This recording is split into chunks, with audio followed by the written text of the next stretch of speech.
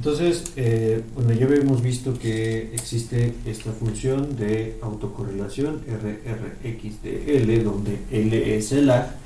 y la función de autocorrelación así sin hacer ningún tipo de ajuste o ponderación tiene una forma que se asemeja a una forma triangular, y ese triángulo que está ubicado aquí es debido a la forma en la cual la señal va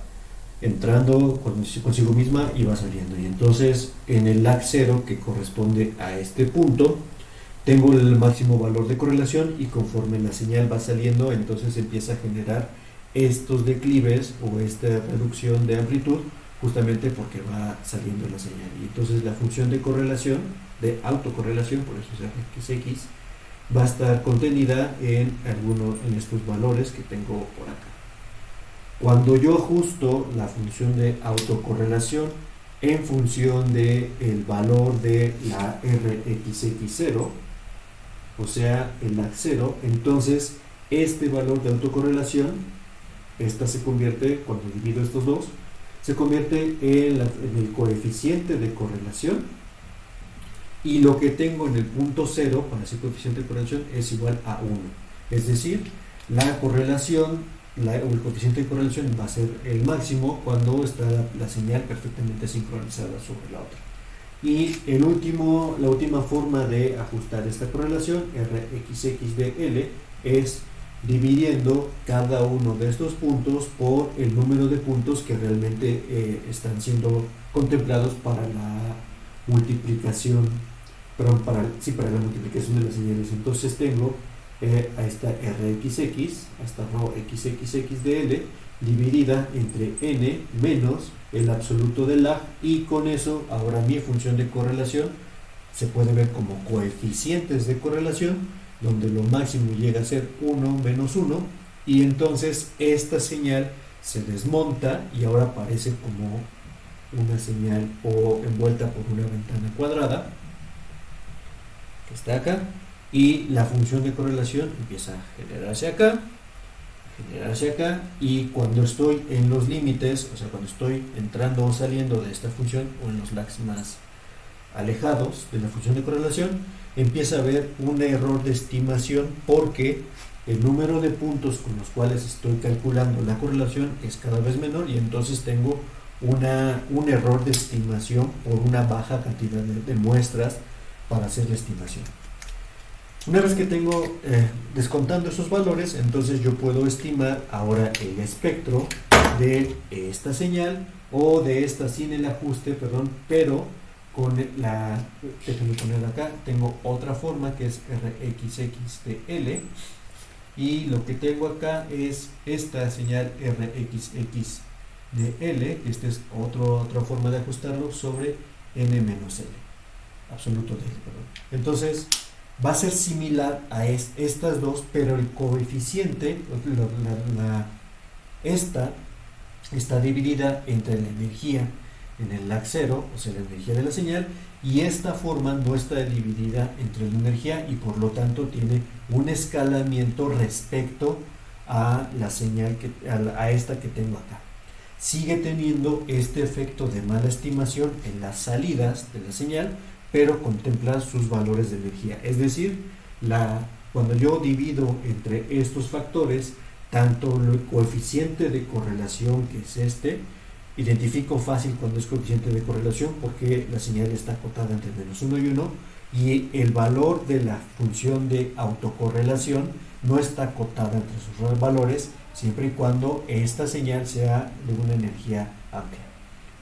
Entonces, esta función, si yo la tengo aquí acotada, para decir que es esta que tengo acá, o sea, tengo RXXDL normalizada en función del número de muestras que estoy contemplando, tomo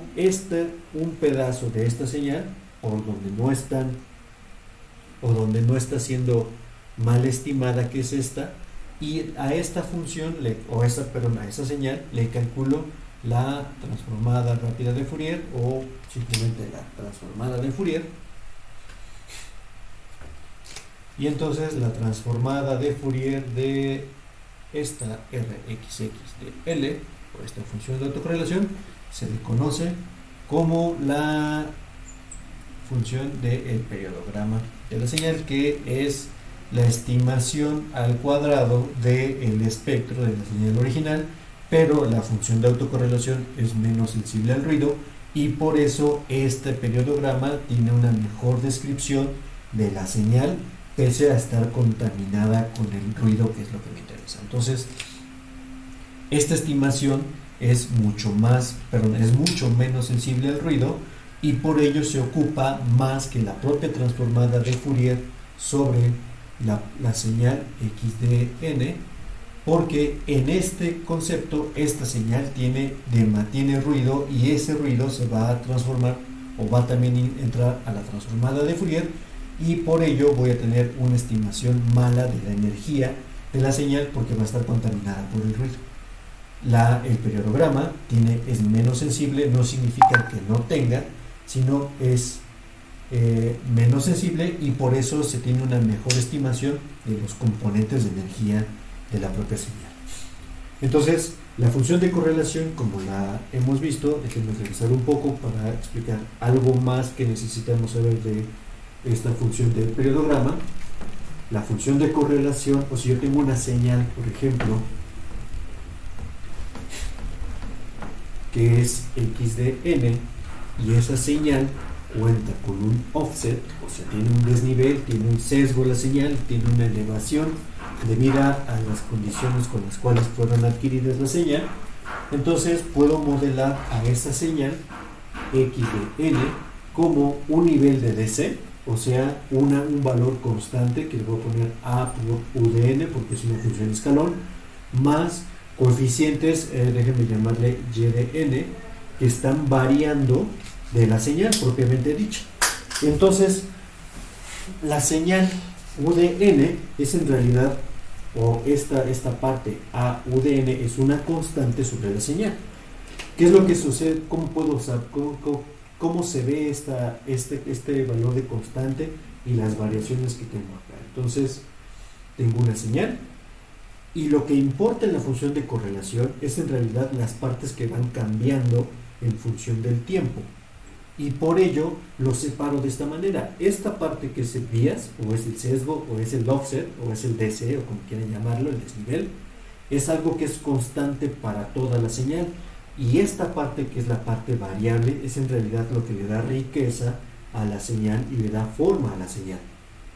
En el caso del ritmo cardíaco, esta parte constituye al movimiento del corazón, o sea, el producto o la manifestación de la contracción cardíaca está contenida acá, y la parte de desnivel está debida al propio instrumento de adquisición y puede ser el potencial de media celda que tengo por colocar los electrodos sobre el pecho del paciente.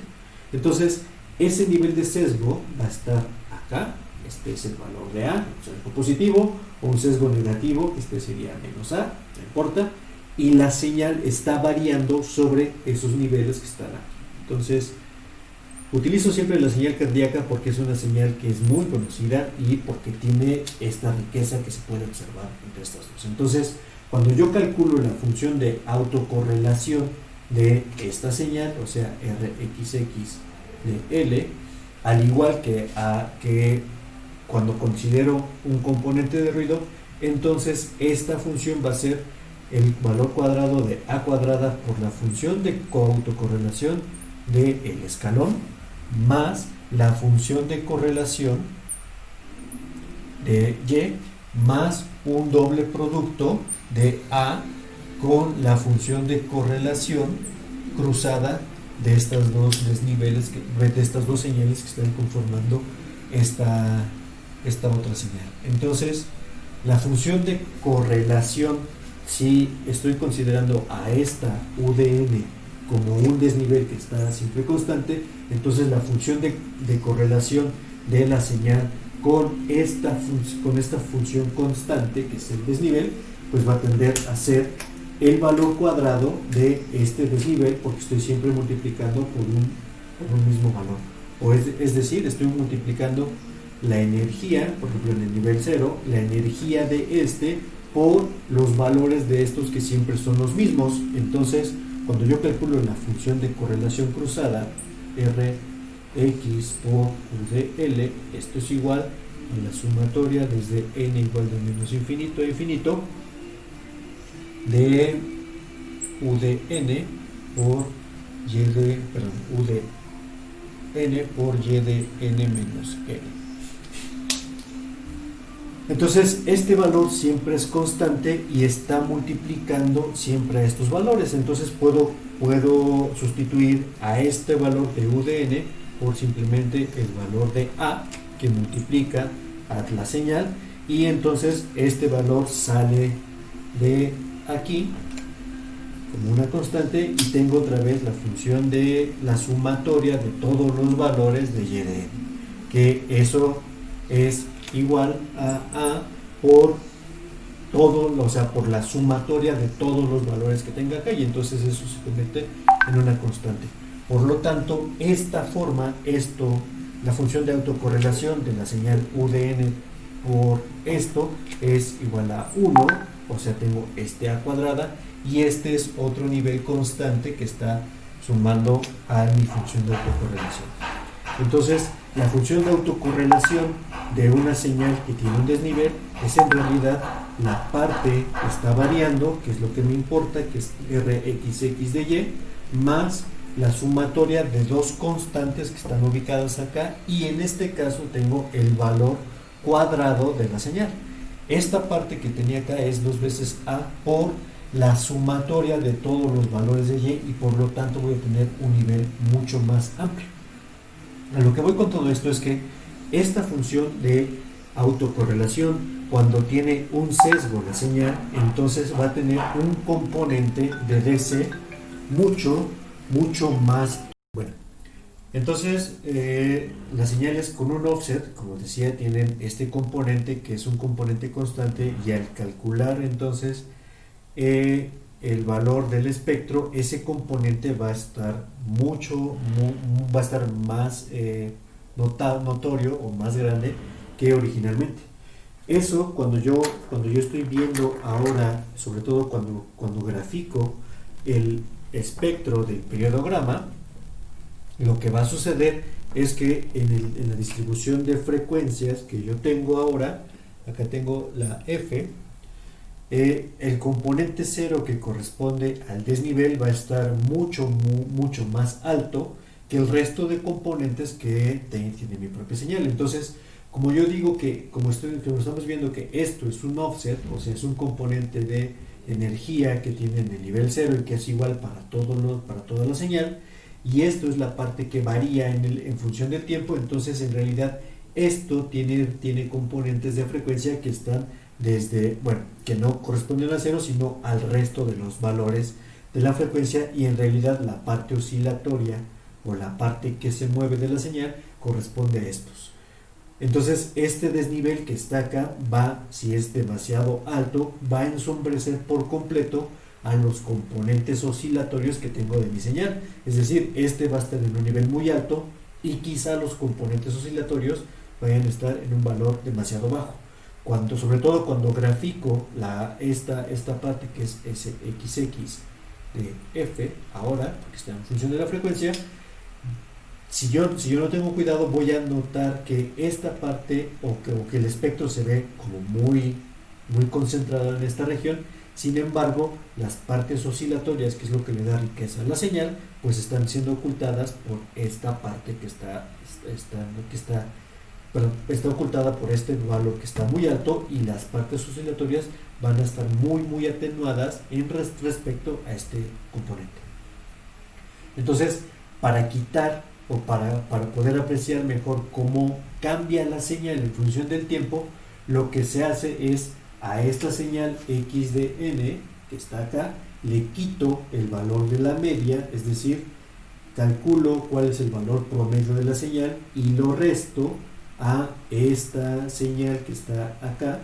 para hacer que la señal esté centrada en 0 y no tenga ese componente de DC que va a ensombrecer a todo el resto de la función. Y entonces esta función que está restando la media, es un componente o es una señal que solamente tiene las variaciones temporales, y por ello la riqueza espectral que puedo lograr se nota mejor, o estoy evaluando mejor cómo cambia la función o qué patrones de temporales están cambiando en función del tiempo, sin que esté ensombrecido por esta parte que es la propia media de la señal. Entonces hay que quitar la media, o simplemente en el espectrograma quitar este valor de DC para poder ver la riqueza de la señal en función de la frecuencia y en función del tiempo, finalmente en el valor de la señal que tengo acá. Otro punto importante acá es que una vez que yo calculo este valor de SXX, o sea el espectro, este espectro no voy a quitar del todo el ruido, y entonces tengo, además del espectro o de la energía, cómo se distribuye la energía o la potencia de la señal en función del tiempo, tengo también la parte del ruido que está inherente a todo proceso de medición. Una estrategia que se ocupa para aminorar el ruido, dado que el ruido es un evento en teoría que es aleatorio, que no tiene una correlación en función del tiempo, lo que hacemos para quitar el ruido de cualquier medición es tomar promedios de la señal, o estar evaluando varias repeticiones del mismo fenómeno y sacar el valor medio o el valor esperado de la señal como algo deseable y algo que va a aminorar mucho el nivel de ruido que tengo ahí. En el caso del espectro, o en el caso del espectrograma, suena un poco contraintuitivo, porque para poder tomar un valor promedio necesitaría repetir muchas veces el mismo fenómeno, y no es el caso de lo que sucede en las señales, porque la señal no puedo repetir exactamente el mismo fenómeno. Entonces, lo que hacemos en el espectrograma o con el método del periodograma es, yo tengo un fenómeno, por ejemplo un fenómeno fisiológico, y que es el SG, que está aquí, y lo que yo hago es suponer, esto es una suposición, yo supongo que las componentes espectrales de una señal, como es la que está aquí, x de n o x de t, x de n, no cambian en función del tiempo. Es decir, que la energía o la forma en la cual se distribuye el espectro de la señal no depende del tiempo y siempre tiene los mismos componentes espectrales. Es decir, que el espectro de una señal es invariante en el tiempo, es decir, que no cambia en función del tiempo. Y con ello lo que hago es, en lugar de tomar toda la señal como está completita y calcular el periodograma, y luego, la función de autocorrelación, y luego de esa función de autocorrelación calcular el periodograma, que es el espectro de la función de autocorrelación, lo que hago es dividir esta señal en ventanas más pequeñas, bajo la suposición de que el espectro de esta ventana va a ser igual al espectro de cualquier otra ventana que tome de la propia señal en otro instante del tiempo. De esta manera yo calculo a un SXX, le voy a poner un subíndice 1, y calculo un SXX, un subíndice N mayúscula, para hacerlo distinto del valor de N, y con eso tengo estimaciones espectrales a distintos valores del tiempo, pero bajo la suposición de que esos que están ahí son, o sea, las formas de estas dos, la forma de la señal de información, que sería en este caso el SG, va a ser la misma, pero los niveles de ruido o los valores de ruido van a ser distintos, porque el ruido que sucedió en esta ventana debe ser distinto al ruido que sucedió en esta otra ventana. Es decir, yo calculo el espectro ya sin el valor de DC, para que no me ensombrezca el espectro. Yo puedo calcular para la primera ventana SXX1 una primera forma de un espectro que se va a ver seguramente así. Para la siguiente tengo otra forma, pero los componentes de la riqueza de la señal, que son estos dos picos, en el caso del SG que ya hemos visto, van a permanecer pese a que está pasando el tiempo. Entonces el nivel de ruido de otra ventana podría ser así, otra ventana podría generar otro espectro que esté así, y etcétera, etcétera, etcétera, etcétera. Entonces tomo distintas ventanas de tiempo, a esas ventanas les calculo el espectro, la correlación, les puse espectro y finalmente promedio todos esos espectros y lo que tengo es una mejor estimación de la forma del espectro de la señal, que va a tener menos o va a ser mucho menos sensible al ruido que tengo acá, y a esa forma de estar tomando ventanas y estar cortando en ventanitas se le conoce como el periodograma de Bartlett. Es decir, lo que hizo Don Bartlett fue tomar esta señal, la parte en ventanas, todas ellas, calcula para cada una de estas ventanas su espectro, y lo que tiene es el espectro promedio de todas esas ventanas, y esta va a ser una forma, ya voy a ponerla aquí, que va a tener muy poco o va a ser mucho más mucho menos sensible al ruido, y va a tener una mejor descripción de los procesos que conforman a las partes oscilatorias de la señal. Solo hay que tener cuidado en el caso, por ejemplo, de señales fisiológicas o en el caso de eventos temporales que tienen una cierta duración. Esta señal, la señal de ESG, es una señal cuasi periódica, porque de latido a latido la forma es muy similar una con respecto a la otra. Entonces, si yo tomo ventanas que son muy pequeñas, entonces lo que voy a tener es, por ejemplo, una ventana aquí, otra ventana acá, y la suposición de que las formantes o el espectro de esta ventana y esta ventana sean iguales, ya no se cumple para este tipo de señales, sino lo que tengo, porque en esta parte entre pico T y pico P tengo el SG es casi plano. Si tomo una ventana en esta región donde tengo el pico R es muy oscilante, entonces estoy violando esa suposición de que el espectro es similar, y lo que tengo que hacer es tomar ventanas pequeñas pero que contengan por lo menos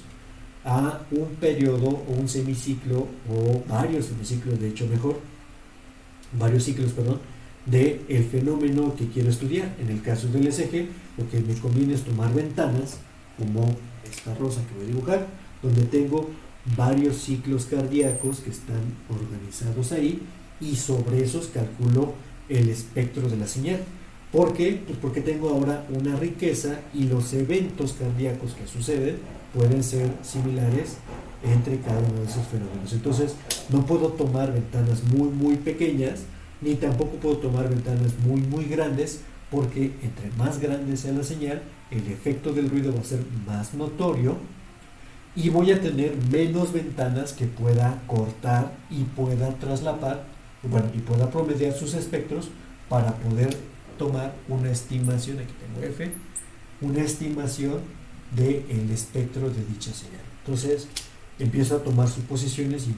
necesito saber cómo es el fenómeno para poder proponer cuáles son esas ventanas que quiero cortar y poder determinar cómo sería la estimación modelo de esta energía, perdón, de este espectro que está